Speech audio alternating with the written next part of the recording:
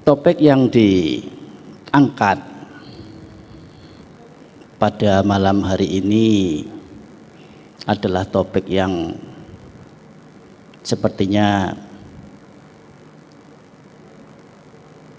topik-topik yang umum berkaitan dengan apa yang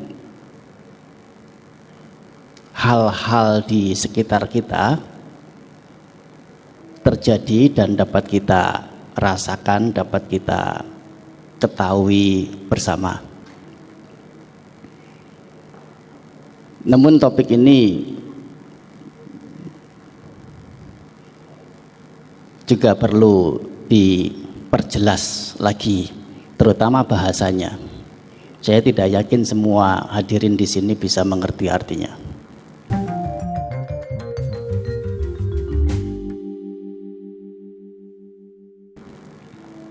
Ya, apa yang berpendidikan tinggi ya mungkin tidak susah ya. Tetapi yang biasa berbahasa lain ya, pendidikan sekolah juga tidak tinggi ya, barangkali belum jelas betul apa yang dimaksud di sini. Good karma versus bad karma. Good karma di sini adalah kebaikan atau perbuatan baik. Bad karma kebalikannya, perbuatan buruk atau keburukan. Versus itu artinya lawan atau musuh ya. Jadi topik pada malam hari ini adalah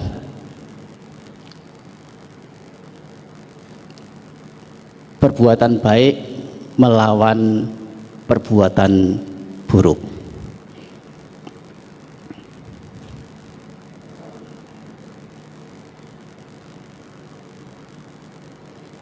Mendengar topik ini, membaca topik ini, apa yang ada di bayangan kita kira-kira?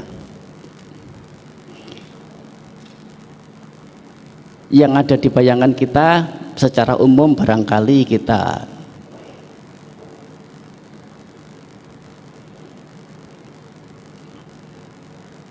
teringat dengan film-film yang pernah kita tonton, yang pernah kita lihat, entah itu dalam bentuk sinetron, drama, atau thriller.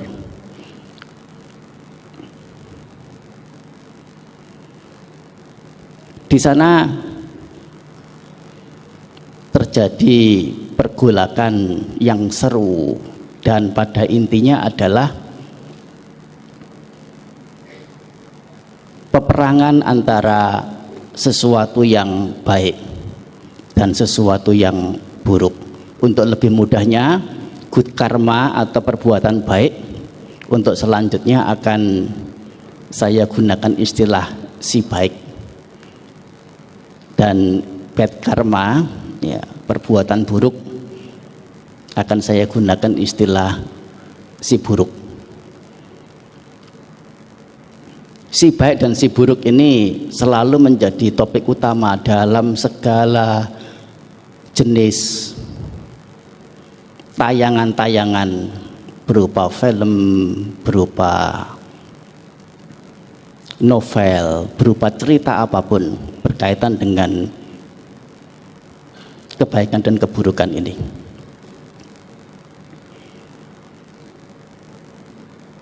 Dari sekian banyak film-film yang kita lihat, yang kita tonton, atau cerita yang kita baca, novel yang kita baca, kita mendapati hampir 100%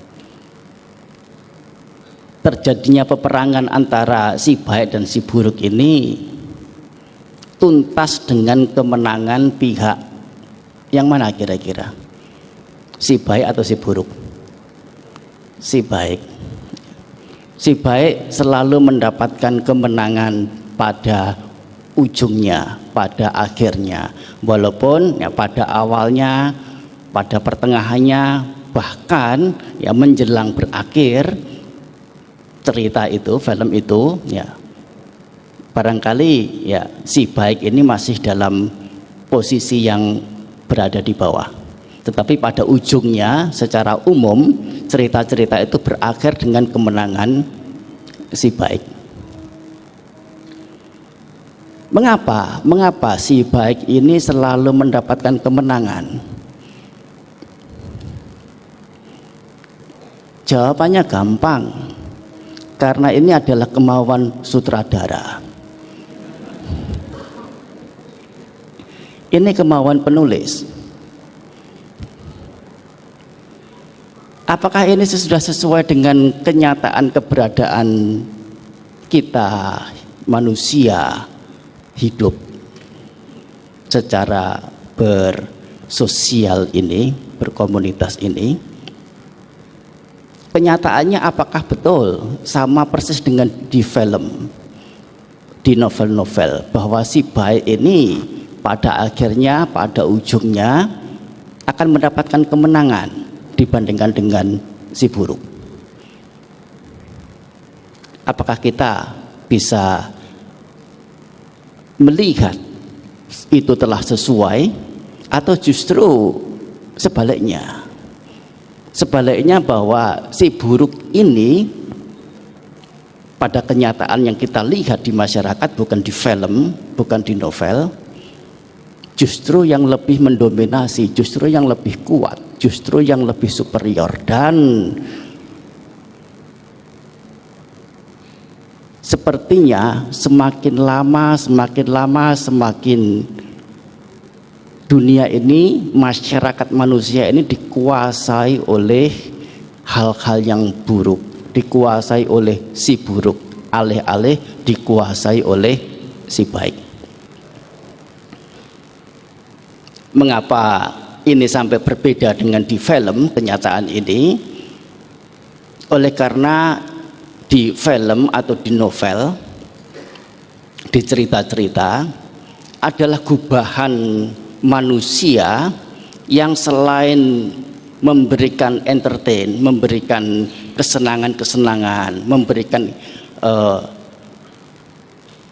hal-hal yang menarik kepada masyarakat, selain itu juga memuati dengan misi-misi kemoralan, mau mengajak masyarakat, mengajak orang menuju pada hal-hal yang baik, hal-hal yang positif, sehingga memberikan image, memberikan gambaran bayangan bahwasanya kebaikan itulah sebetulnya yang lebih baik.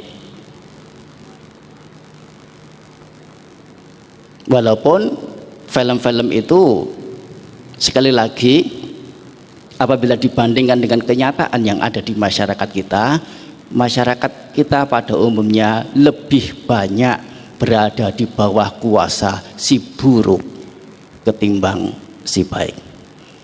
Barangkali kita melihat atau mendengar yang berwajib menangkap penjahat, baik itu penjahat kriminal maupun penjahat obat-obat terlarang. Sepertinya kita menjadi ikut puas, ikut senang. Oh, luar biasa.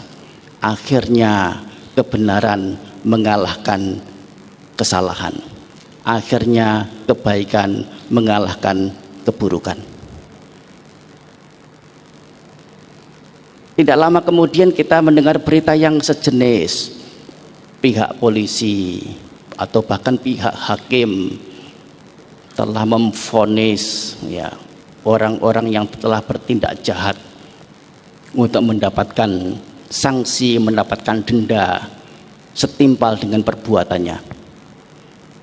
Kita merasa ikut puas, merasa ikut senang. Oh, ternyata kebaikan adalah lebih unggul pada akhirnya dibandingkan dengan keburukan.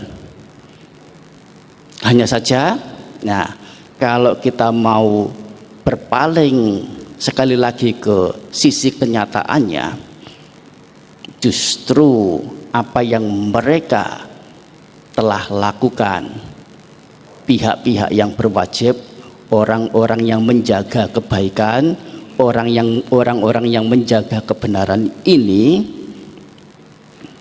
tidak sebanding dengan hal-hal jahat, hal-hal buruk yang ada tampak terjadi di masyarakat. Artinya bahwasanya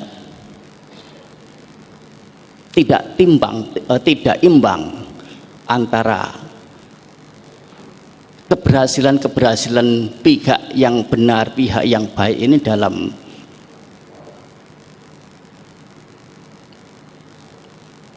menjerat atau menaklukkan si jahat ini untuk dalam cengkraman, dalam hukuman, dalam kekangan, dibandingkan dengan yang ada sekarang ini atau selalu ada ini. Justru keburukan-keburukan, tindakan-tindakan buruk, tindak-tindak kriminal semakin lama justru semakin lebih banyak dan lebih banyak. Kejahatan jauh lebih banyak daripada kebaikan. Ini kenyataannya. Mengapa sampai bisa berbeda antara di film dengan di kenyataan? Perbedaannya adalah di film itu ada sutradaranya, di buku itu ada penulisnya. Sedangkan di kehidupan nyata ini sutradara tidak ada, penulis juga tidak ada. Sehingga jalan peperangan, perlawanan antara baik dan buruk ini tidak terskenario. Apakah pasti yang baik ini di pihak yang menang, atau yang buruk ini ya pasti di pihak yang menang. Hanya pada kenyataannya adalah lebih banyaknya justru si buruk ini berada pada pihak yang menang.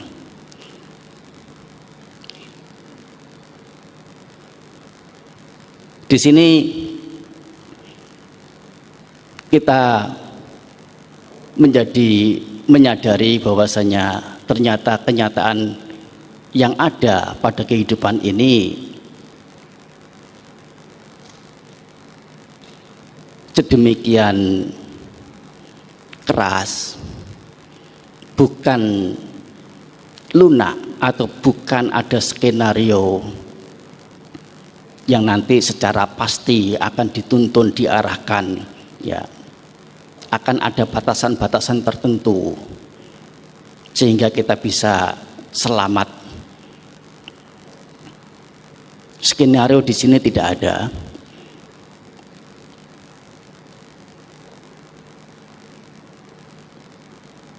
Menjadikan keberadaan kehidupan kita menjadi tidak menentu. Artinya hanya kapan kita akan mendapatkan hal-hal buruk dari orang-orang jahat, dari si buruk ini. Dan lebih dari itu, kapan juga kita satu ketika justru menjadi pihak si buruk itu sendiri.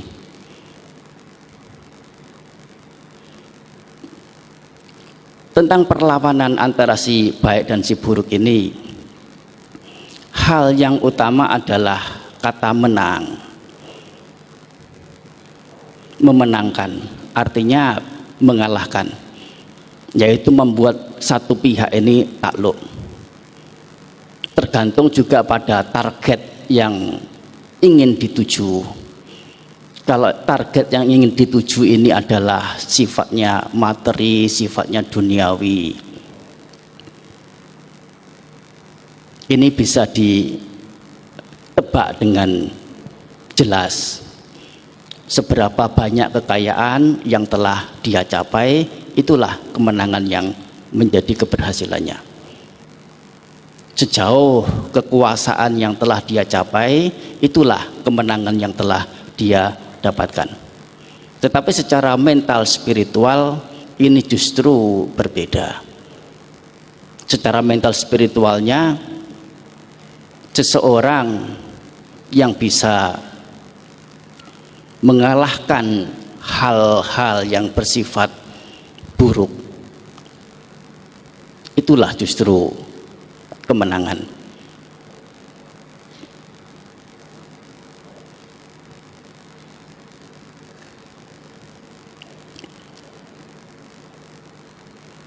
Seseorang karena ketidaktahuannya menganggap bahwasanya dengan melakukan hal-hal yang buruk sehingga mendapatkan harta kekayaan, dengan melakukan hal-hal yang buruk kemudian mendapatkan kekuasaan, dengan hal-hal yang buruk kemudian mendapatkan segala apa yang dia inginkan, sepertinya itu adalah keberhasilan, sepertinya itu adalah kebahagiaan. Akan tetapi bagi orang bijaksana melihat dari sisi yang sebaliknya. Di saat seseorang melakukan keburukan, sebelum keburukan itu dilakukan pun, saat punya kehendak, sebetulnya pada saat itulah kekalahan sudah diderita orang itu. Meskipun ya pada kenyataan secara duniawi tidak sedikit kita melihat orang-orang yang banyak berbuat jahat, banyak berbuat buruk, mengapa menjadi jaya, mengapa menjadi bahagia, mengapa menjadi sukses, mengapa menjadi berpengaruh, mengapa menjadi merajalela. Sepertinya yang paling berkuasa.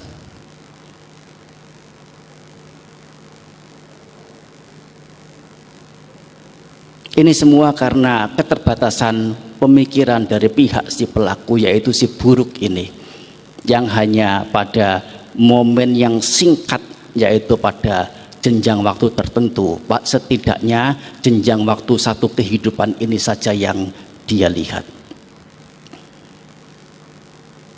Orang bijaksana menilainya bukan dari satu cara pandang yang sempit, melainkan cara pandang yang lebih luas, lebih jauh. Ia melihat bahwasanya hal-hal yang buruk ini meskipun manis, tampak manis pada awalnya, tampak manis pada waktu dekatnya, tapi untuk keselanjutnya, untuk jangka panjangnya justru adalah sebuah kesengsaraan, adalah sebuah kerugian yang sangat panjang. Melihat seperti ini, tidak sedikit orang kemudian memilih untuk berbuat baik.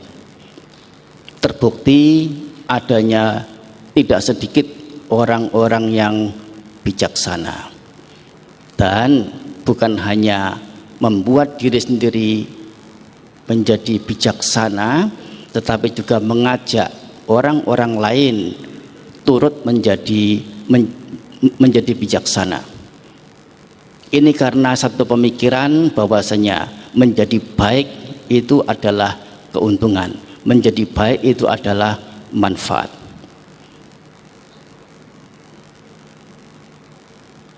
Jangan sampai seseorang dikalahkan oleh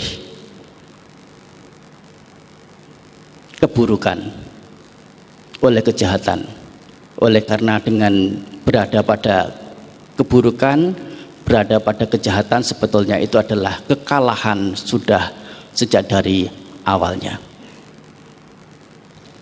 Sang Buddha memberikan ajaran sebagaimana tercantum dalam Dhammapada, bahwasanya kehidupan seseorang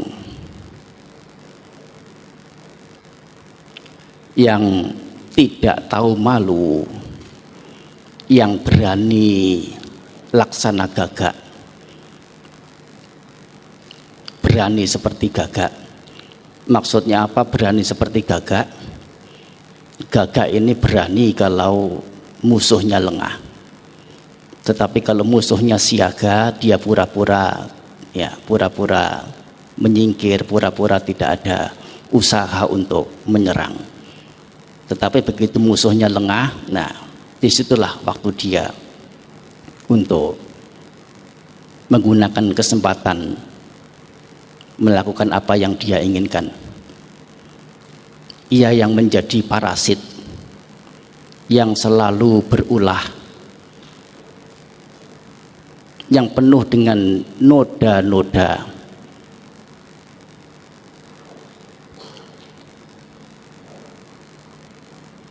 akan menjadi baik, maaf, akan menjadi mudah. Jadi kalau diulangi lagi, kehidupan seseorang yang tidak tahu malu, yang berani laksana gagak,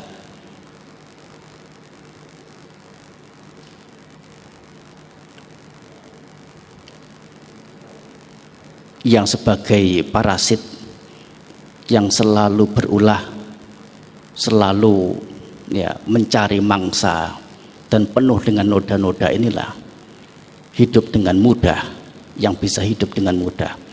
Sehingga orang lebih punya kecenderungan menganggap bahwa ini adalah jalan menuju pada kebahagiaan. Tidak sedikit kemudian masyarakat atau orang-orang sekalipun, meskipun namanya itu orang, yang dalam bahasa Bali disebut dengan manusia. Manusia itu artinya seseorang yang punya batin tinggi. Mana dan usa, mana artinya batin, usa artinya tinggi, yaitu orang yang makhluk yang punya nilai-nilai luhur. Ini yang dimaksudkan.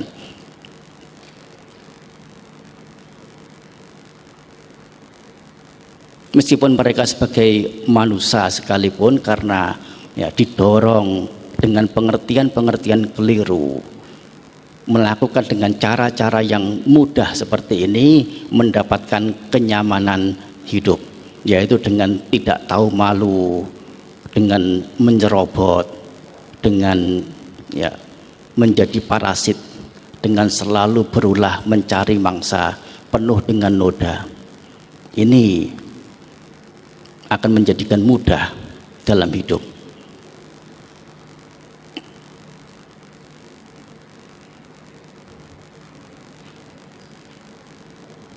Keberadaan kebaikan dan keburukan dari zaman ke zaman,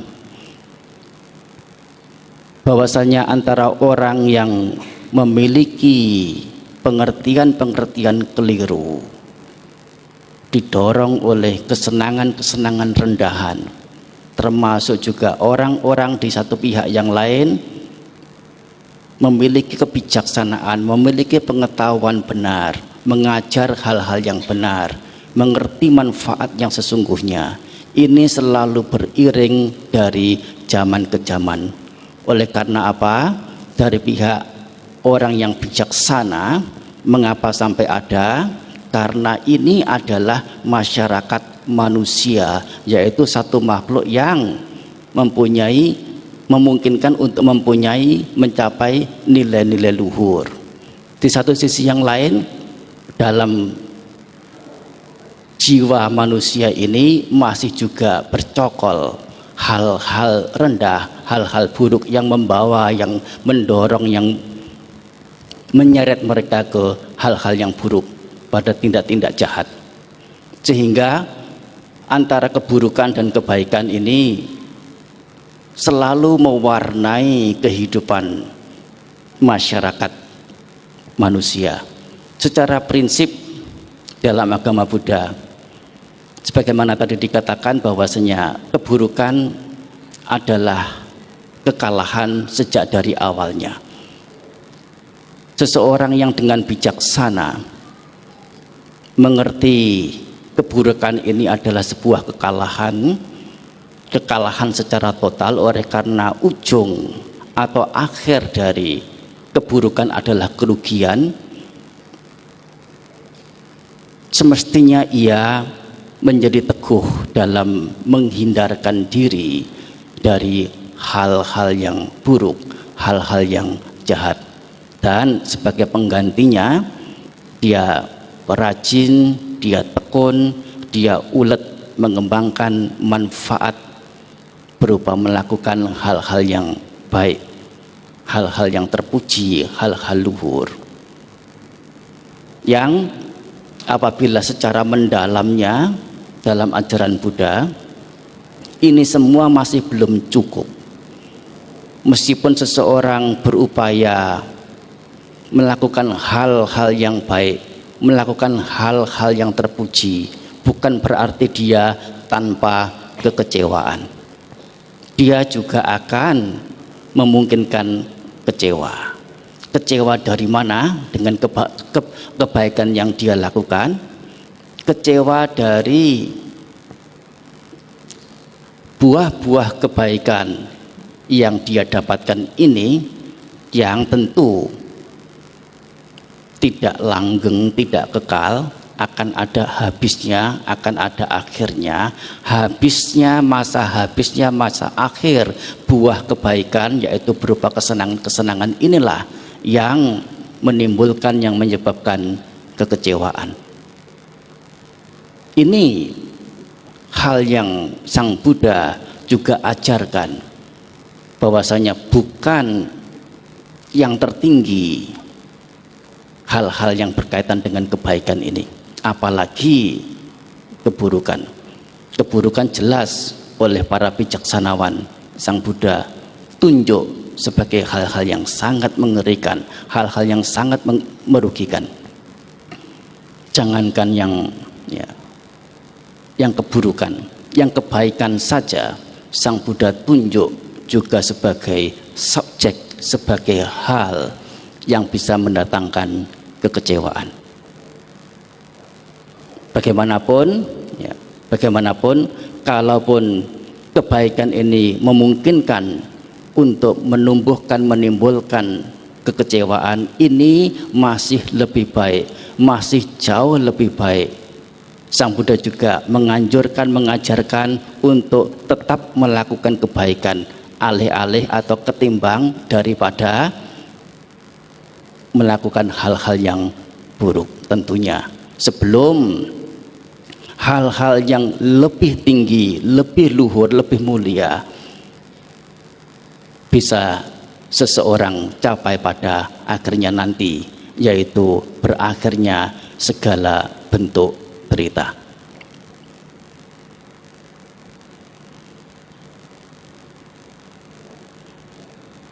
Keberadaan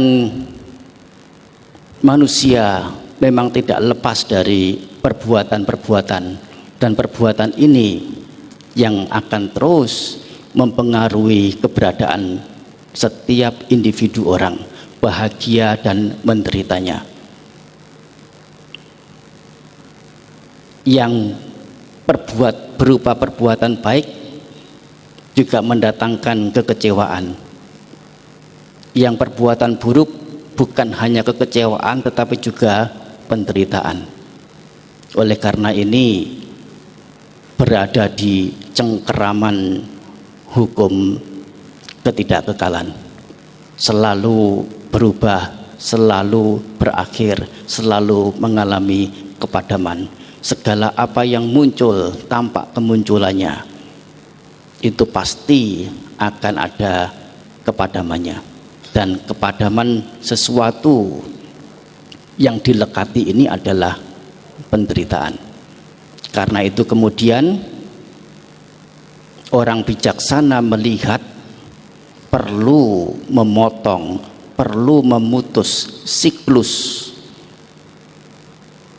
Bagaimana supaya tidak ada perbuatan lagi, meskipun perbuatan baik.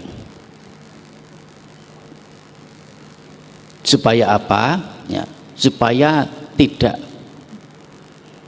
tidak mendapatkan kesenangan yang nantinya juga akan menjadi kecewa setelah kesenangan itu habis, supaya tidak menjadi menderita karena akibat dari tindakan buruknya, dan harus lari dari kondisi menyakitkan yang dideritanya.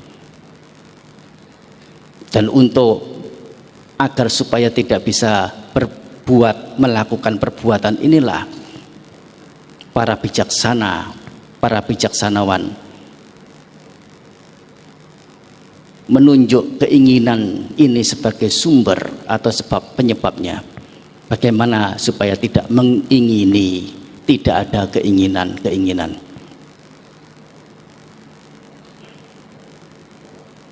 Dan karena tidak ada keinginan, tidak ada kotoran batin,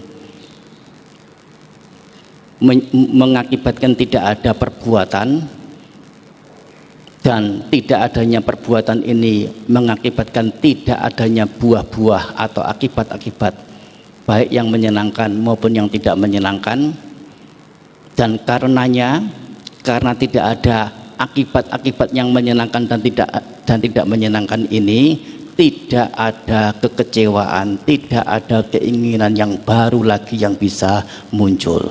Selesai sudah, terpotong sudah lingkar perjalanan kehidupan sosok makhluk itu. Ini yang orang-orang bijaksana telah capai tuntas tugasnya di dunia, di alam ini. Dan kita sebagai orang yang telah mempelajari ajaran-ajaran orang bijaksana, yaitu yang dimaksud adalah Sang Buddha, utamanya setidaknya menghindarkan diri dari hal-hal yang buruk, memilih untuk berbuat baik walaupun mengetahui kebaikan, perbuatan baik ini bukan yang tertinggi, bukan yang terutama. Kebaikan ini masih memberikan dampak-dampak negatif berupa kekecewaan dari buah yang dienyamnya nanti. Menuntaskan lingkar perjalanan hidup merupakan tujuan akhir, merupakan tujuan utama, tujuan tertinggi. Dan tujuan ini bukan semata-mata dimonopoli atau menjadi urusan pertapa, menjadi urusan para biku, tetapi menjadi urusan setiap individu orang. Oleh karena para biku, para pertapa yang telah mencapai tingkat-tingkat kesucian, telah lepas dari segala derita, tidak bisa dengan kemudian menggandeng mereka-mereka yang belum suci, belum mencapai untuk bisa ikut mencapai. Yang mencapai akan bebas dari derita. Sedangkan yang belum mencapai bagaimanapun akan tetap diwarnai dengan ratap tangis, dengan duka, derita. Ini adalah hal-hal yang disampaikan sebagai pengantar dalam acara pada malam hari ini, yang diutamakan justru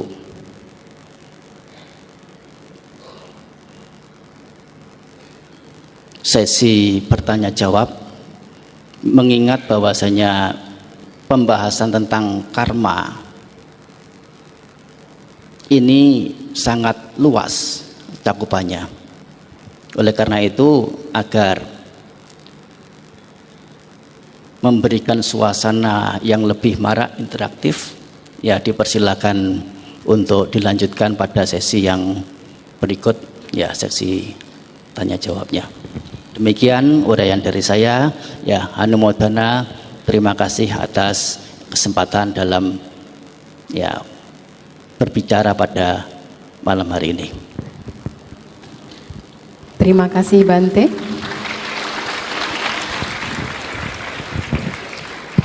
atas uraian Dhamma yang baru disampaikan tadi. Sesungguhnya kemarin malam setelah saya membaca kisi-kisi, dalam hati saya berpikir seperti ini. Wah, betapa banyak hal, betapa banyak waktu yang telah saya sia-siakan dari kelahiran saya sebagai manusia. Dan ketika saya mendengarkannya malam ini lagi, perasaan menyesal itu jauh lebih besar dari yang tadi malam muncul. Saya harap juga hal-hal yang sama juga muncul di dalam diri kita masing-masing, bahwasanya apa yang telah kita dengarkan malam ini membuat kita segera bergegas untuk mulai melakukan nilai-nilai luhur sehingga kita bisa segera terbebas dari lingkaran penderitaan yang kita tidak pernah tahu kapan ini akan berakhir. Saya akan menggunakan hak saya sebagai moderator untuk memberikan pertanyaan pertama. Karena kalau saya bertanya terakhir, biasanya saya tidak pernah punya kesempatan. Nah, tadi selama Bante memberikan uraian, saya mencoba memunculkan, banyak sekali saya muncul dalam benak saya pertanyaan-pertanyaan, dan saya mulai mengetiknya. Tetapi yang hebatnya, setelah begitu saya mengetik pertanyaan saya, pertanyaan tersebut telah terjawab dalam uraian itu. Terus menerus beberapa pertanyaan seperti itu terus. Jadi sehingga boleh dikatakan stok pertanyaan saya habis. Tapi saya punya satu pertanyaan utama dan saya yakin semua orang yang datang ke sini juga memiliki pertanyaan ini. Saya tahu kebanyakan orang yang datang ke sini ingin tahu satu hal. Apakah ada cara untuk menghapus atau menghindari buah dari karma buruk yang pernah dilakukan? Betul nggak? Ada cara untuk sewa icoyo.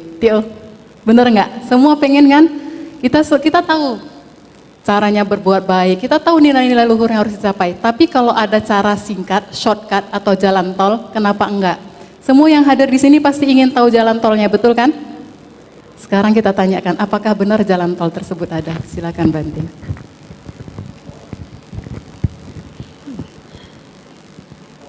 Beberapa penceramah menyampaikan bahwa kita itu dalam suasana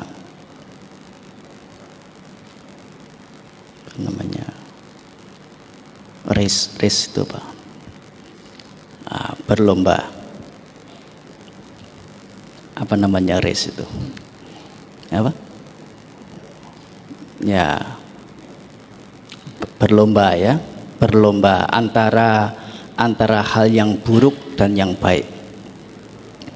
Kita mengetahui hal-hal yang buruk tentunya telah kita lakukan dan itu akan mendatangkan buahnya kalau tidak sekarang ya nanti. Walaupun ya di satu sisi yang lain kita juga ada tentunya ya, hal-hal yang baik yang telah kita lakukan. Dan ini kita juga punya kesempatan saat ini dan ke depan nanti untuk memilih melakukan apa yang memberikan manfaat untuk diri kita, yaitu dengan melakukan hal-hal yang baik, hal-hal yang bermanfaat, lari dari hal-hal buruk yang akan memberikan buah deritanya. Ini kita lakukan, nah dengan melakukan kebaikan-kebaikan semasih kita itu nyadar, semasih kita itu waras. Oleh karena tidak menolaknya, bukan hal yang tidak memungkinkan, kita sendiri yang justru telah mengerti dengan jelas, seyakin-yakinnya keberadaan kebaikan ini adalah manfaat, keburukan adalah kerugian, masih saja tidak pernah ya ada jeda yang panjang kita mewarnai diri kita dengan hal-hal yang buruk. Sifat dari perbuatan adalah selalu bertambah, selalu bertambah. Dan perbuatan ini memberikan akibat dari suatu perbuatan sehingga sesuai dengan perbuatannya, dan akibat ini tidak bisa dikurangi, tidak bisa dipotong, tidak bisa dihilangkan.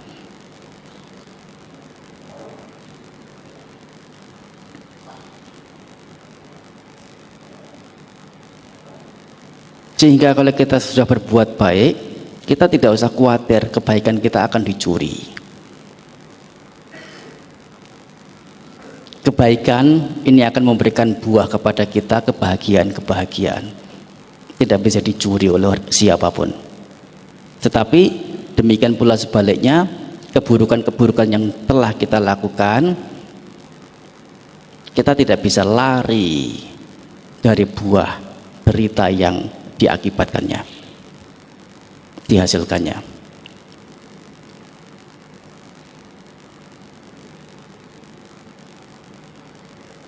Memang menjadi satu istilah umum memotong karma, menghapus karma. Istilah ini dapat diterima sebatas bahasa masyarakat, tetapi pada kenyataannya adalah tidak demikian. Kenyataannya adalah buah karma tidak bisa dihapus, tidak bisa dikurangi, apalagi dipotong. Kita mempunyai dua kesempatan untuk berbuat, dua pilihan maksudnya, hal yang buruk dan hal yang baik. Dan keduanya ini hanya bisa ditambah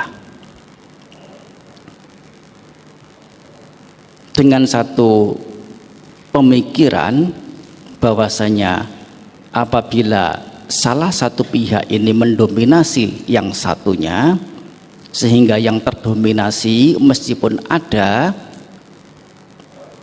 tetapi sangat kecil nilainya, akan tidak memberikan rasa yang berarti. Jadi kalau kita ingin sekali bisa menderita yang amat sangat, berbuatlah baik sedikit saja, berbuat buruk yang banyak. Soalnya kalau berbuat baiknya banyak setimbang dengan perbuatan buruknya, maka derita yang akan kita dapatkan ya tidak bisa banyak.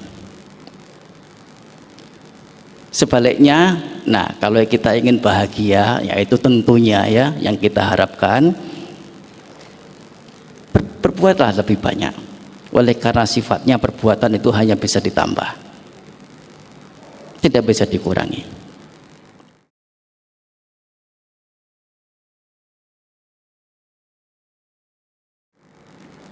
Sering dicontohkan dengan satu gelas air bening, diberi tinta warna merah 5 tetes. Gelas itu akan menjadi berwarna merah, air itu. Tetapi kemudian kalau diteteskan juga warna putih 5 tetes, gelas itu menjadi berwarna merah muda, karena campurannya proporsional antara merah dan putih, menjadi merah muda. Kalau ditambahkan warna putih 1 tetes lagi atau 2 tetes lagi, warnanya merah muda, lebih cerah lagi. Tetapi kalau ditambahkan lagi dengan 3 sendok makan warna putih, tinta putih, air di gelas ini akan menjadi berwarna tampak putih, tidak ada warna merah sedikit pun, tidak tampak ada warna merah sedikit pun. Yang bukan berarti merah ini tidak ada di dalam gelas. Ini seperti seseorang yang berbuat baik dan berbuat buruk. Apabila mewarnai kehidupan kita dengan kebaikan-kebaikan, meskipun juga pernah berbuat buruk, kalaupun suatu ketika nanti keburukan itu berbuah, keburukan itu sepertinya tidak memberikan buahnya. Ini yang bisa dilakukan. Kalau misalnya kita kaya raya, hartanya miliaran bahkan triliunan, kehilangan uang yang 1 atau 2 juta, 10 juta, 100 juta sekalipun, itu bukan permasalahan. Karena apa? Karena kebaikan-kebaikan yang menghasilkan kebahagiaan berupa harta kekayaan, berupa pengaruh, berupa apapun yang menjadi ya nilai-nilai baik, nilai-nilai menyenangkan, ini yang menutupi, tidak menjadi terasa apa hal-hal buruk yang datang pada kita. Yang mana sebaliknya, apabila seseorang dengan keburukan yang satu yang sama itu kemudian juga melakukan hal-hal buruk yang lainnya, tidak bergegas melakukan hal yang baik, jangankan kehilangan 1 atau 2 juta atau apalagi 10 juta, kehilangan 100.000 saja ya 7 hari 7 malam sulit tidur.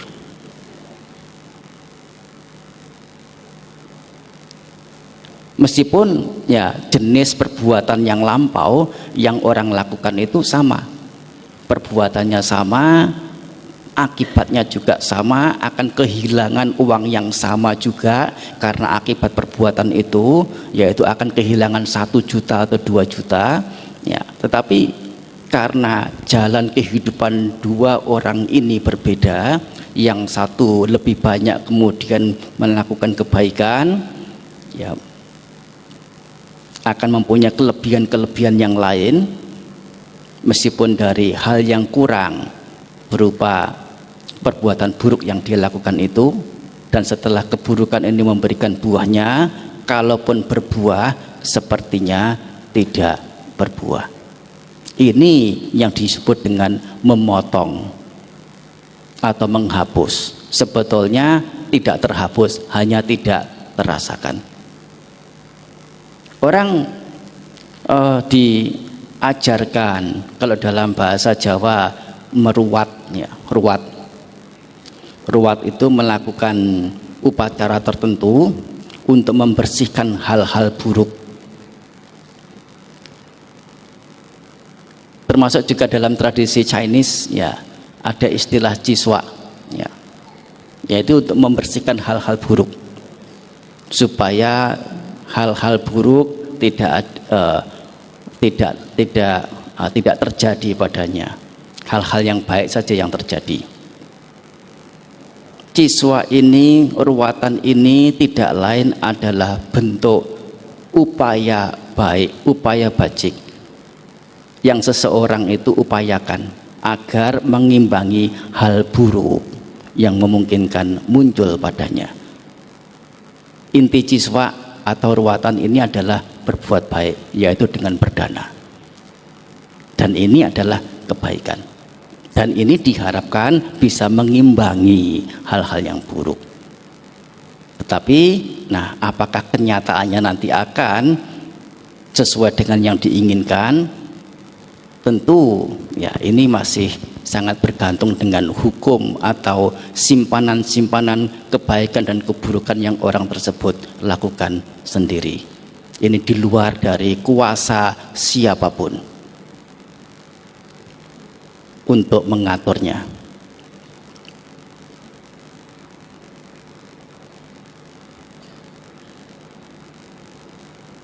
Jadi menghapus karma buruk dapat dikatakan bisa, dapat dikatakan pula tidak bisa. Dikatakan bisa yaitu dengan dalam arti kita memperbanyak hal-hal baik yang seolah-olah hal yang buruk ini menjadi terhapus, menjadi tidak ada. Dikatakan tidak ada, memang pada kenyataannya hal buruk ini bukannya menjadi hilang, sungguh-sungguh hilang, tetapi hanya tidak tampak saja. Ini adalah hal yang benar, pengertian benar dalam agama Buddha, dalam ajaran Buddha.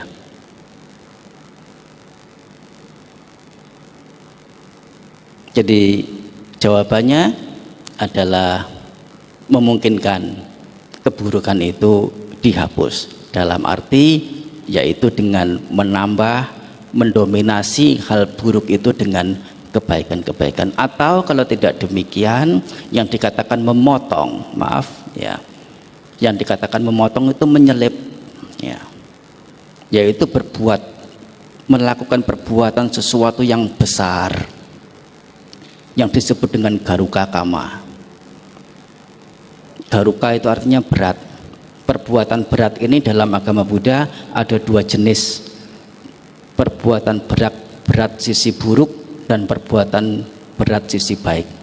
Perbuatan berat sisi buruk misalnya membunuh ibu kandung, membunuh ayah kandung, membunuh orang suci arahanta.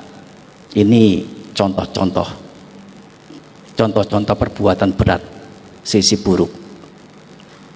Nah, perbuatan berat sisi baik adalah pelatihan-pelatihan mental, pelatihan-pelatihan batin, sehingga mendapatkan tingkatan-tingkatan jana, berada di rupa jana, arupa jana. Ini dikatakan perbuatan berat sisi baik. Kebaikan apapun yang lain akan menjadi pending, akan menjadi berhenti, terhenti, tidak memberikan buahnya lebih dulu.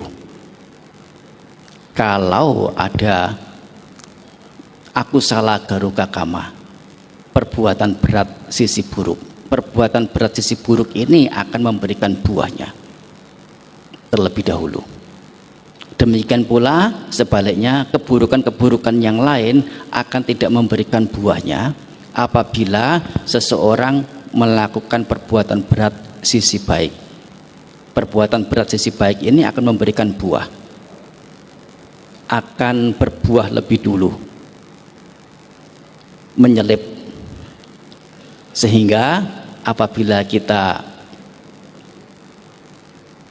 mau berkejar-kejaran, sifatnya itu saling mengejar. Bagaimana kita bisa lari dari hal buruk? Kita banyak-banyak melakukan perbuatan berat sisi baik, supaya ini yang terus memberikan buahnya terlebih dulu, dan selalu mewarnai diri dengan kebaikan-kebaikan yang lain, sehingga kalaupun satu ketika hal yang buruk ini muncul, itu sudah terdominasi dengan hal-hal yang baik yang meskipun muncul terasa atau tampak tidak muncul. Nah, demikian kira-kira jawabannya. Terima kasih Bante atas jawabannya. Saya akan membuka 2 pertanyaan dari floor, jadi pertanyaan verbal. 2 orang penanya pertama, silakan angkat tangan jika ada yang mau bertanya dan langsung menuju ke depan. Ada yang ingin bertanya dari floor? Jika tidak ada, maka saya akan membacakan pertanyaan dari SMS. Jika ada yang ingin bertanya secara verbal, silakan angkat tangan. Ada? Saya hitung 1 sampai 3, jika tidak ada maka saya akan membacakan dari SMS. 1, 2, 3. Saya bacakan yang dari SMS. Banyak pertanyaan yang bagus-bagus, saya mencoba memilih beberapa pertanyaan karena terlalu banyak pertanyaan. Kalau dijawab semua bisa-bisa kita di sini sampai pagi ya. Atau ada yang ingin sampai pagi di sini? Nah, ini pertanyaan, saya tidak baca lagi dari nomor berapa, tapi saya langsung membacakan pertanyaannya. Pertanyaannya, apakah pembuatan karma selalu ada hubungan karma dengan penerima karma? Contoh, Sang Buddha yang mendapat fitnahan dari cinca merupakan buah dari akibat karma buruk kehidupan yang lampau, pernah mengatakan sesuatu yang tidak pantas terhadap seorang Paceka Buddha. Pertanyaannya, apakah Sang Buddha di kehidupan yang lampau pernah melakukan sesuatu yang buruk terhadap cinca, sehingga pada kelahiran terakhir Sang Buddha, cinca terlahir kembali untuk membalas dendam? Ya, balas-membalas ini memungkinkan. Tetapi urusan karma dan akibatnya, hal yang meskipun pasti akibat ini akan mewarnai atau akan terbentuk setelah sebab itu dibuat. Dalam agama Buddha tidak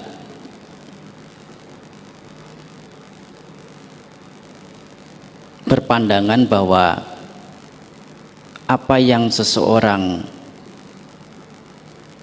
dapatkan, yaitu hal-hal tidak menyenangkan dari seseorang yang lain, adalah karena orang tersebut telah melakukan sesuatu yang sejenis kepada si pelaku keburukan itu. Mengerti maksudnya?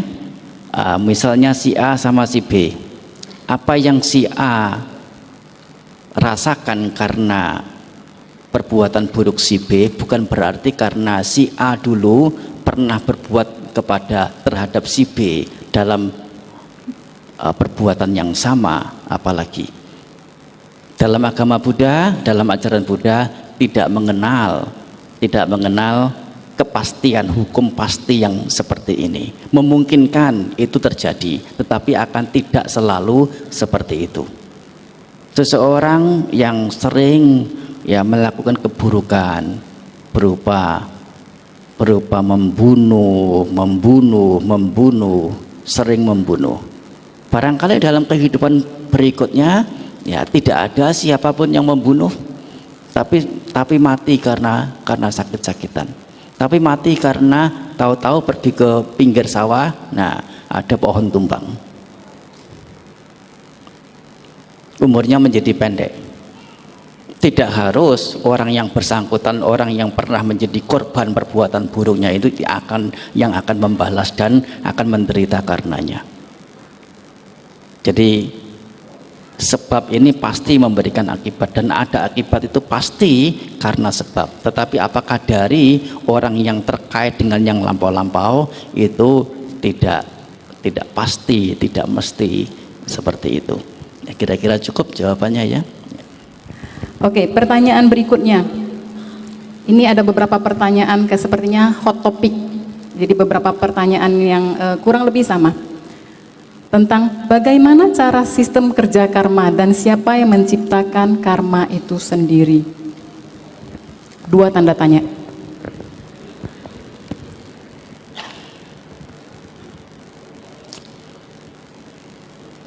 Sistem kerja karma itu artinya bentukan, pekerjaan, bentukan, atau membentuk dari banyak faktor yang memadu bersama sehingga menjadikan sesuatu. Paduan-paduan ini, memadu ini namanya karma. Inilah proses karma. Dan membentuk sesuatu, menjadi sesuatu, menjadi punya keberadaan seperti apa, tergantung pada faktor-faktor yang mewarnai dalam setiap waktunya, setiap temponya. Satu ketika seseorang menjadi baik, satu ketika seseorang menjadi buruk, satu ketika seseorang menjadi bahagia, ketika yang lain, waktu yang lain seseorang menjadi sedih, menjadi menderita. Itu karena bentukan-bentukan yang selalu terjadi, yaitu terjadi karma-karma ini. Seperti misalnya satu contoh yang barangkali kita susah untuk menghubungkannya, mengaitkannya, yang sebetulnya ini adalah tentang alam, adalah bintik-bintik air hujan atau tetes-tetes air hujan. Dari awan yang gumpalan yang sama jatuh berupa tetesan air ke tanah. Yang satu jatuh tepat di sungai,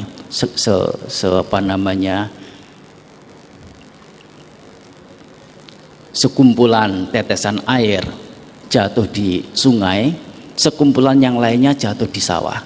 sekumpulan yang lainnya jatuh di sumur, sekumpulan yang lainnya jatuh di selokan.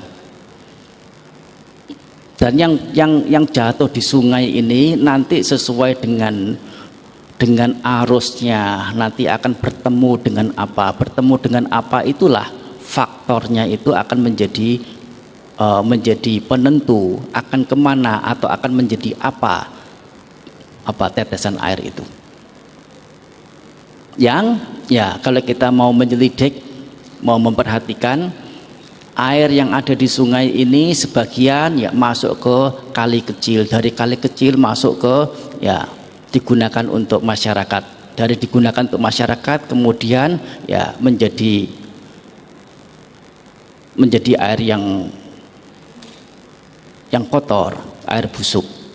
Padahal itu ya kalau ditilik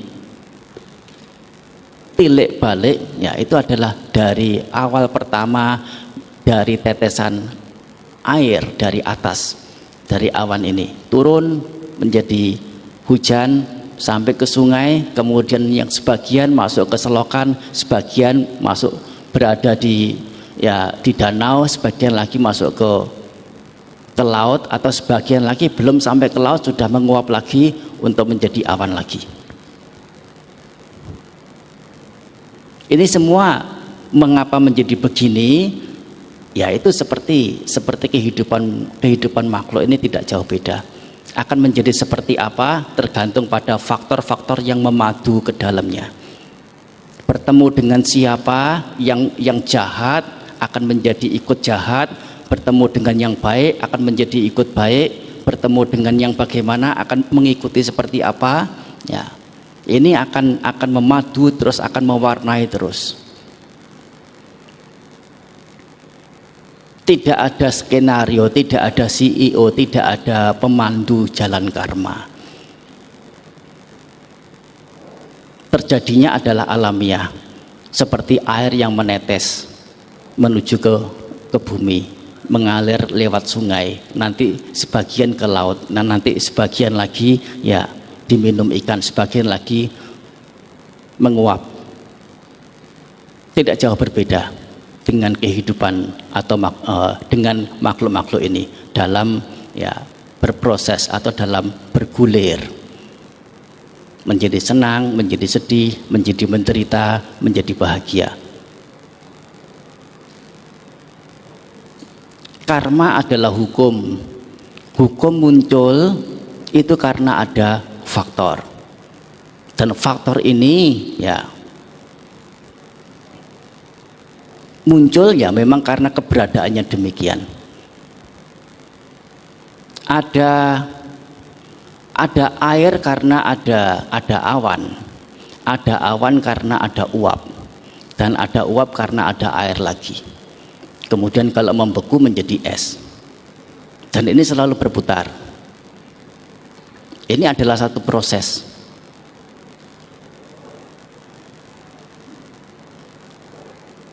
Tidak ada yang menciptakan proses ini. Oleh karena ya itu semua dari sebab ini yang membentuk, dan sebab ini dari mana? Karena ada keberadaan. Karena ada keberadaan sehingga ada sebab. Ya, karena ada sebab ini memunculkan keberadaan lagi. Ini terus bergulir secara natural, secara alamiah.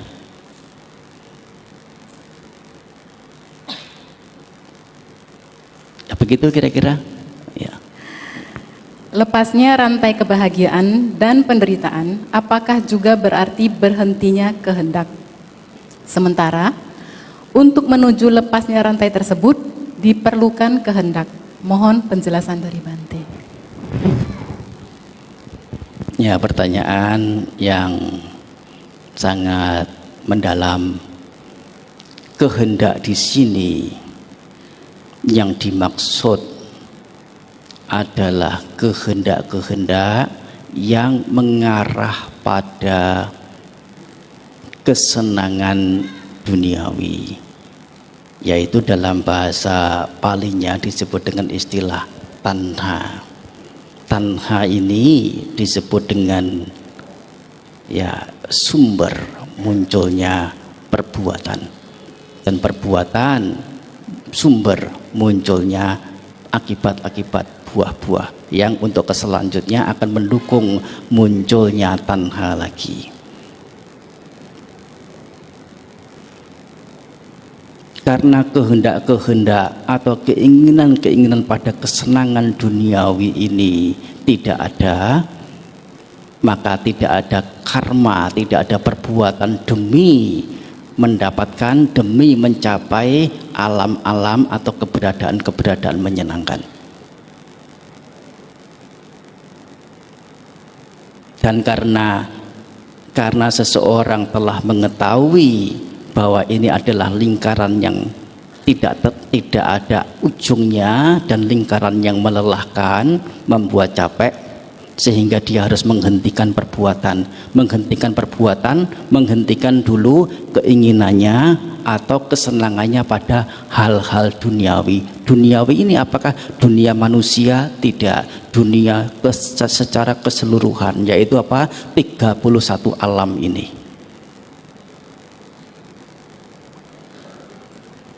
Kehendak-kehendak di luar itu, tidak termasuk dalam cakupan tanha, yang mana dalam bahasa Pali digunakan istilah canda. Canda ini secara umum untuk menunjuk keinginan, tetapi ya, keinginan yang seperti apa? Nah, seperti tanha ini, nah ini artinya sudah mengarah pada kesenangan-kesenangan duniawi, kesenangan pada ke-31 alam yang mengikat ke-31 alam ini. Ini yang disebut dengan keinginan yang dimaksud atau kehendak yang dimaksud di sini, yaitu tanha. Yang mana kalau kita salah menerjemahkan, salah memahami, akan menjadi bingung. Kalau tidak ada kehendak untuk lepas dari lingkar perjalanan kehidupan atau samsarawata ini, bagaimana pemutusan lingkar perjalanan kehidupan ini bisa dicapai? Ini menjadi ya sesuatu yang tidak masuk akal lagi. Oleh karena di sini titik masalahnya adalah kesalahmengertian antara tanha, yaitu kesenangan-kesenangan pada alam,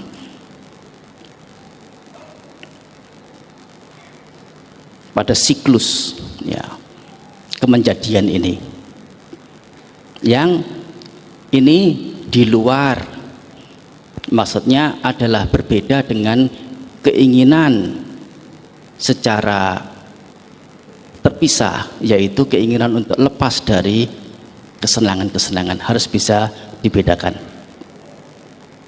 Pada kesimpulannya adalah kehendak di sini mengacu ke tanha. Tidak semua keinginan, tidak semua kehendak adalah tanha. Jadi penjelasan tentang kehendak yang akan memberikan karma atau perbuatan-perbuatan karma ini tidak lain adalah kehendak yang didasari dengan tanha saja. Begitu ya. Terima kasih Bante atas penjelasannya. Bante juga dapat ucapan terima kasih dari peserta yang pertanyaannya telah dijawab. Baik, Namo Buddhaya Bante.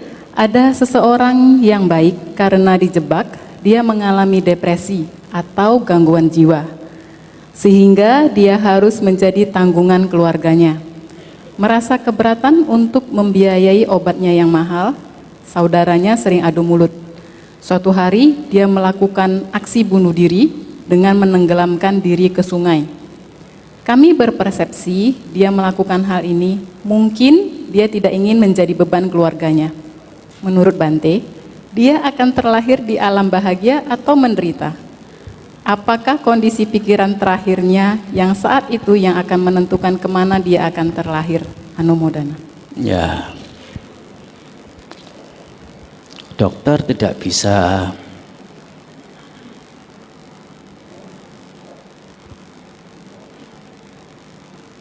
bisa menentukan, ya, mencari cara bagaimana bayi yang muncul di rahim itu akan wanita atau laki-laki. Itu hanya dua saja, yaitu laki-laki atau wanita, 50-50. Tidak bisa.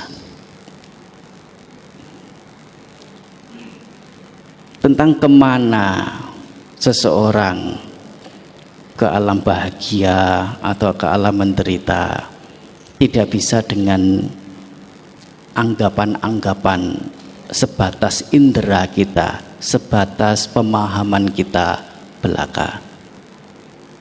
Tidak sedikit Sang Buddha menyampaikan hal atau cerita bahwasanya belum pasti orang yang meninggal karena kecelakaan, tertimpa musibah, itu akan jatuh ke alam sengsara. Ini kepercayaan setempat yang pemikiran bahwa kalau meninggal karena kecelakaan itu ya pasti lahirnya di alam menderita. Itu kepercayaan setempat, kepercayaan kita. Tidak sedikit juga Sang Buddha memberikan uraian dhamma. Mereka yang meninggal di rumah dengan suasana yang serba megah seperti permaisuri Raja Bimbisara, meninggal dunia di istana dan dikelilingi dayang-dayang, dan lahirnya di alam peta. Tetapi ada seorang pemuda yang mati diseruduk kerbau, lahirnya di surga Tawatimsa.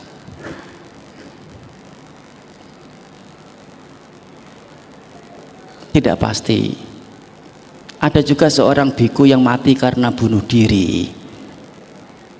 Para biku kemudian menunjuk, bagaimana Bante dengan si biku itu yang meninggal karena bunuh diri, kemana dia terlahirkan? Sang Buddha menjawab, ya dia tidak terlahir di mana-mana. Artinya apa? Nah, masa-masa singkat, masa-masa krisisnya menjelang kematiannya itu muncul kebijaksanaan, muncul maganyana, muncul palanyana, arahata maga, arahata pala, mencapai tingkat kesucian arahata dan tidak terlahir kemana-mana. Itu seseorang yang meninggal, tidak terprediksi, tidak bisa dianggap, tidak bisa diperkirakan akan terlahir di mana. Meskipun cara matinya itu mungkin baik, mungkin buruk, mungkin mengerikan, tidak menjadi kriteria. Dan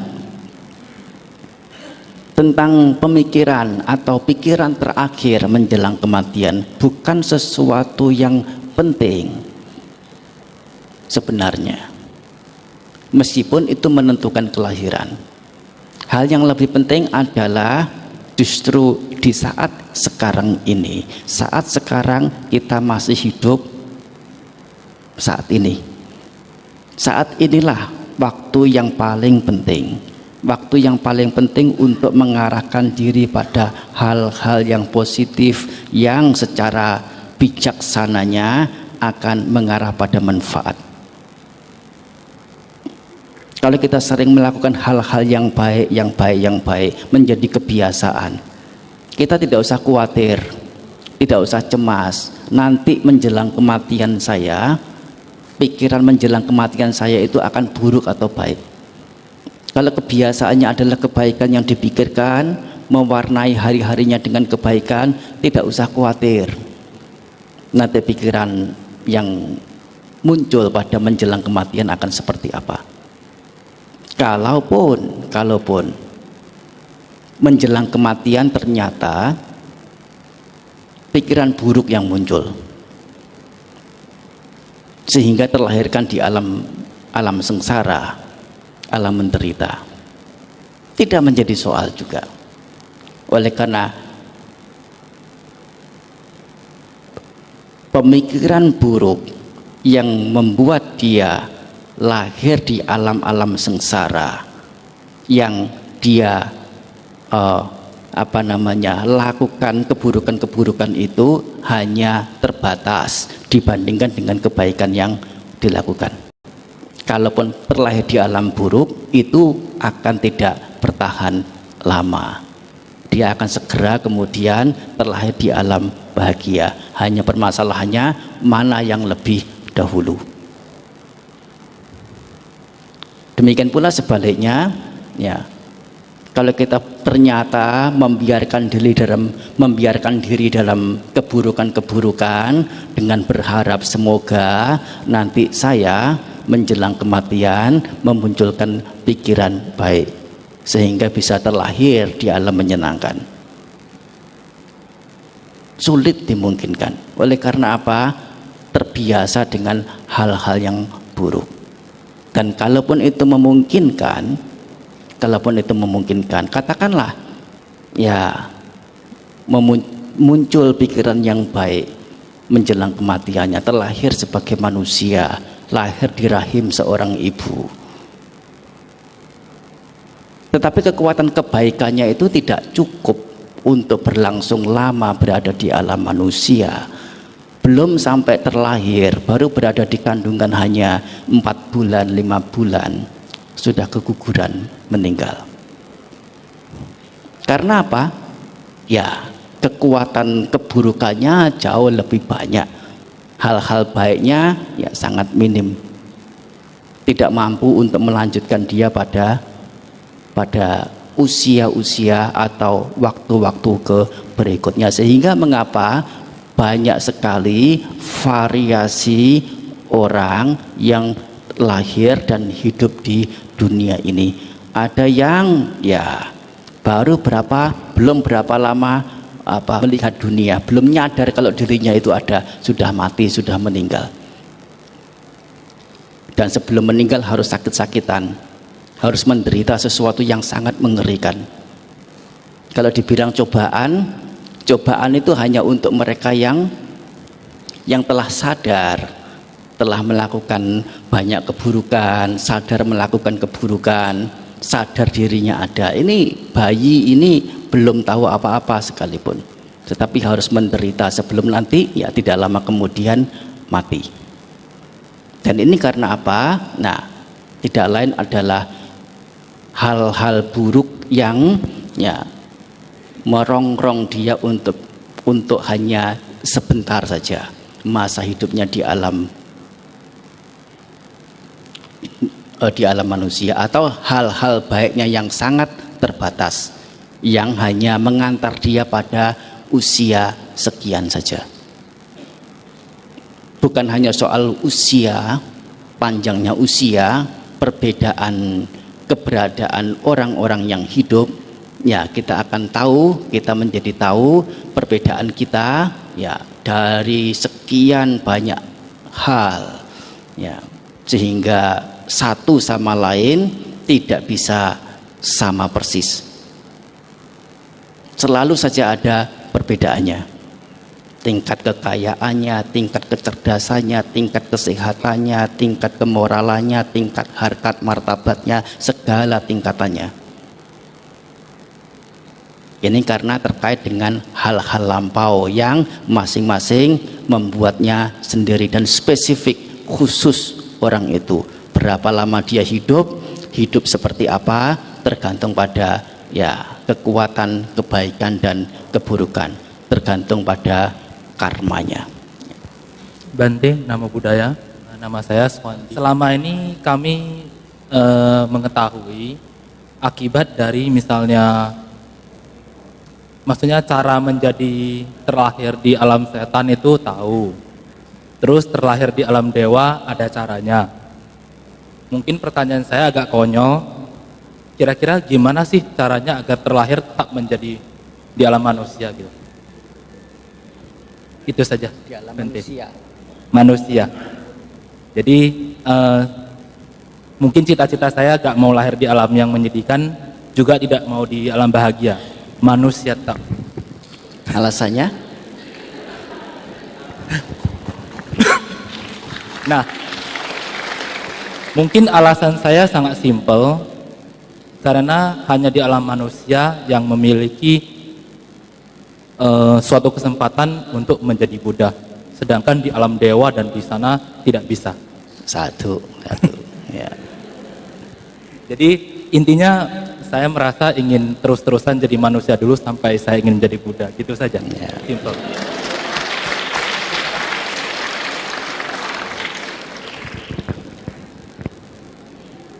Mudah untuk menjadi manusia, cukup dengan menjalankan Pancasila. Karena Pancasila ini adalah kriteria menjadi manusia. Yang disebut manusia ini adalah orang-orang atau makhluk-makhluk yang menjalankan 5 sila ini.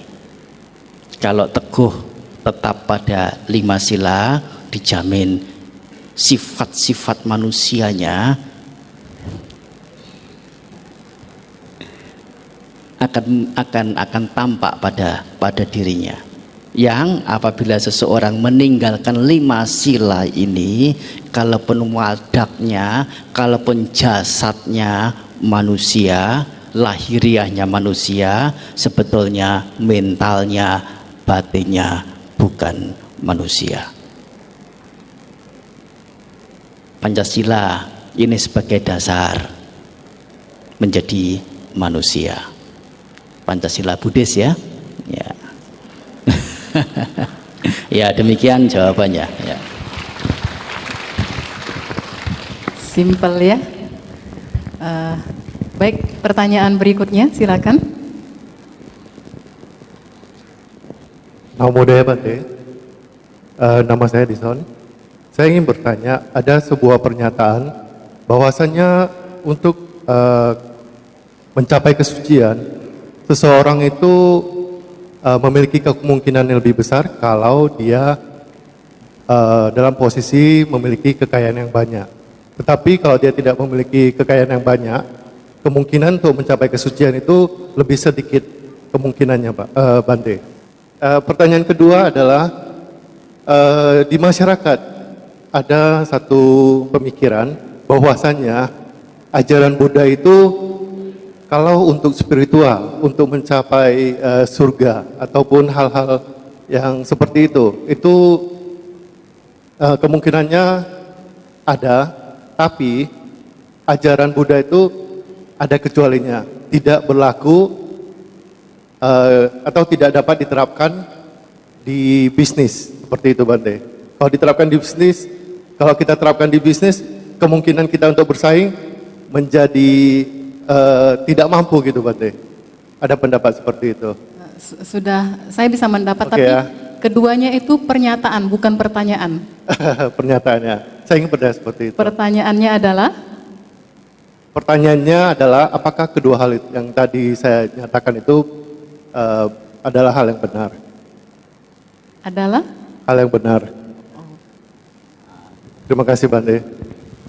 Ada justru orang yang berseloroh ke saya, Bante, saya tidak mau berbuat baik banyak-banyak karena tujuan saya adalah tujuan kesucian.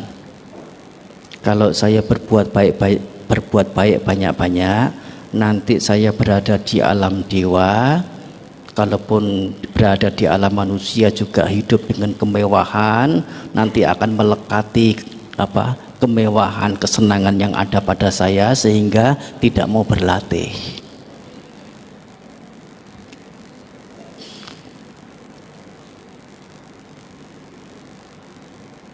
Apakah pemikiran seperti ini betul? Ya, itu betul, tetapi separoh.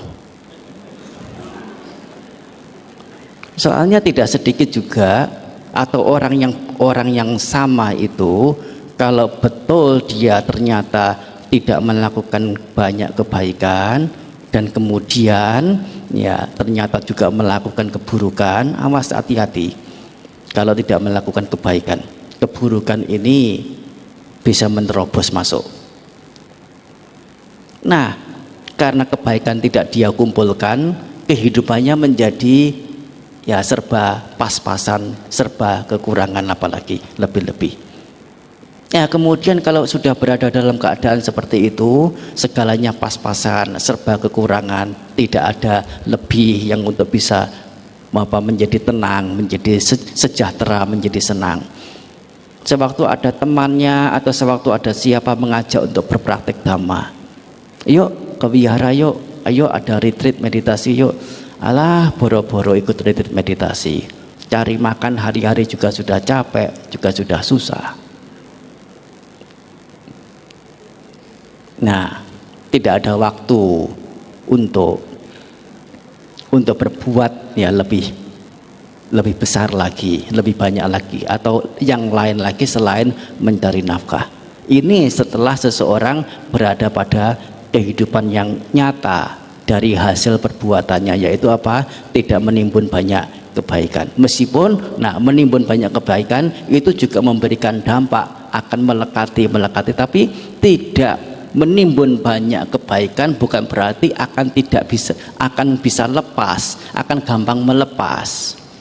Kehidupan seseorang yang menjadi kaya itu hanya karena sebab yang sangat-sangat singkat pada kehidupan ini atau pada kehidupan lampau, kehidupan 2-3 kehidupan yang lampau, sebab dilakukan, sebab dibuat sehingga memberikan dia kebahagiaan, kesejahteraan, ya serba menyenangkan hidup sebagai manusia di alam ini.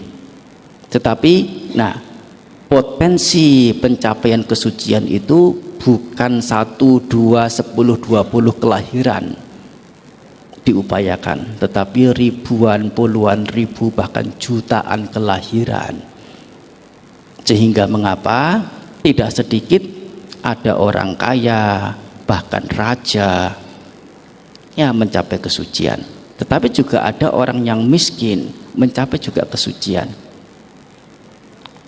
Oleh karena sebab itu tidak tidak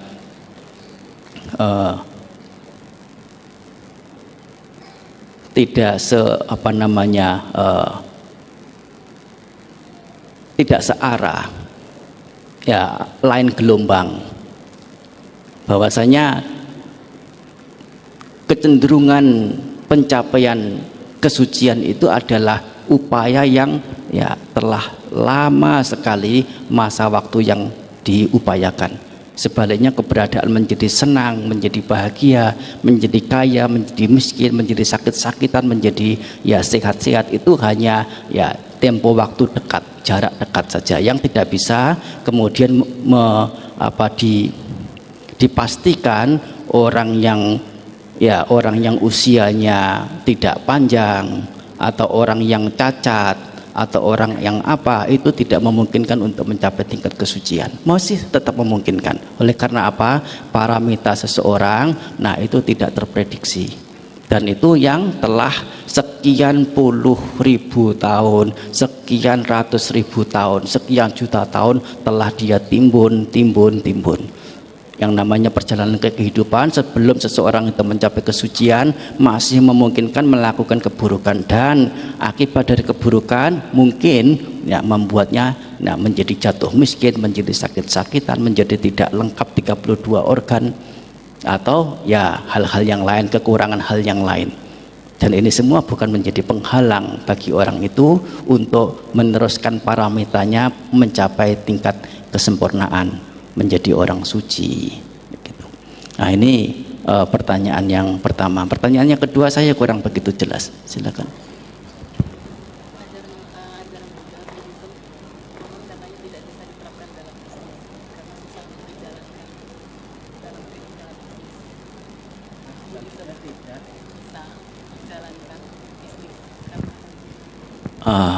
Ajaran Buddha tidak bisa diterapkan di dalam dunia bisnis karena susah.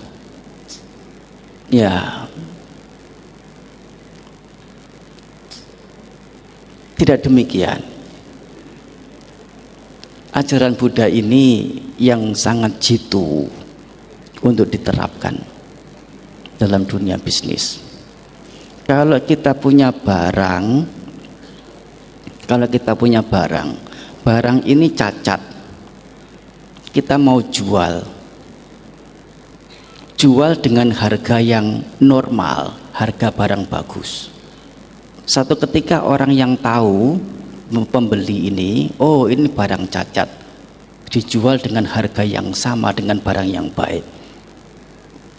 Kalaupun si pembeli ini merasa bahwa penjual itu tidak tahu kemudian menjualnya, dia akan tetap mencela si penjual. Kenapa menjual barang tanpa periksa dulu?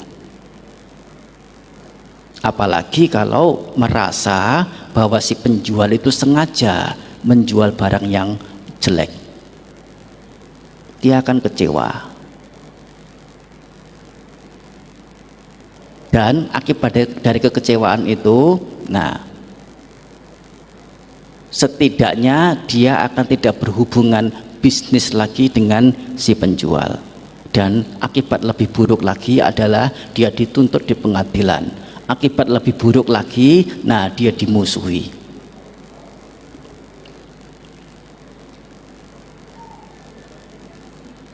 Tetapi kalau justru seseorang itu berbuat yang sebaliknya, mengikuti ajaran Sang Buddha, bahwa kejujuran itu meskipun tampaknya itu merugi, tetapi sebetulnya adalah keberuntungan yang luar biasa.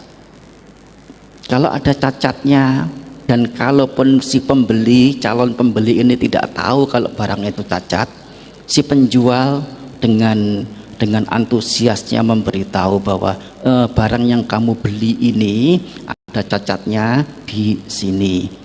Dan sebetulnya masih bisa pakai, layak pakai.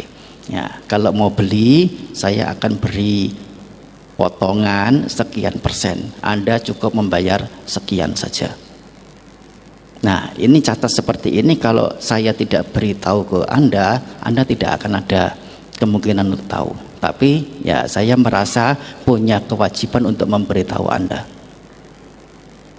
Dengan cara seperti ini seseorang menjual barang, pembeli akan sebelum membayar mengeluarkan dompet untuk membayar, dia akan lebih dulu melihat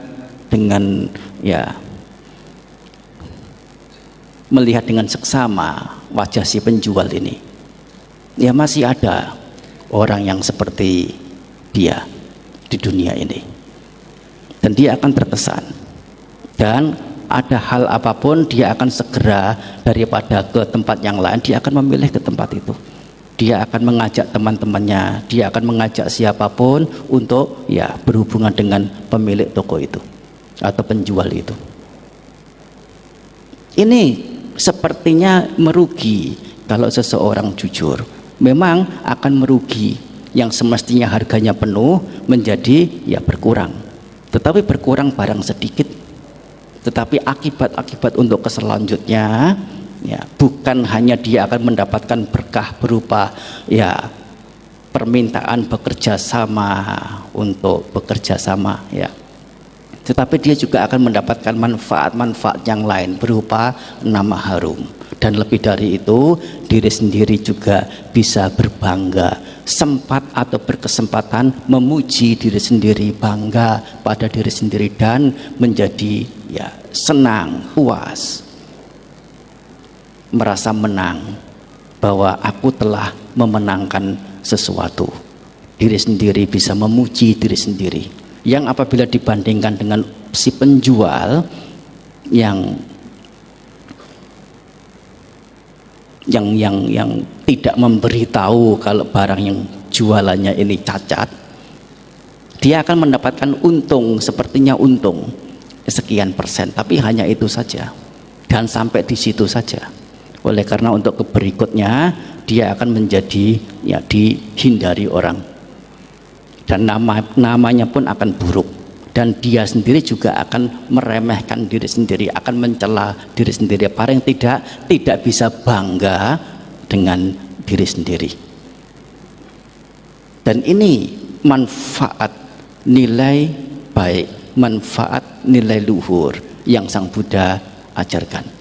Ini bisnis ini kaitannya dengan jujur utamanya, apalagi kalau kalau membahas hal-hal yang lain, misalnya ya sabar, misalnya rendah hati, misalnya tutur kata manis, ini adalah nilai-nilai bajik. Sang Buddha mengajarkan ini untuk dilakukan, diupayakan oleh seseorang apabila dia dalam bekerja menerapkan nilai-nilai luhur sebagaimana yang Sang Buddha ajarkan ini, niscaya ya berkah ini akan melimpah sampai kewalahan untuk menerimanya. Satu ya. Satu.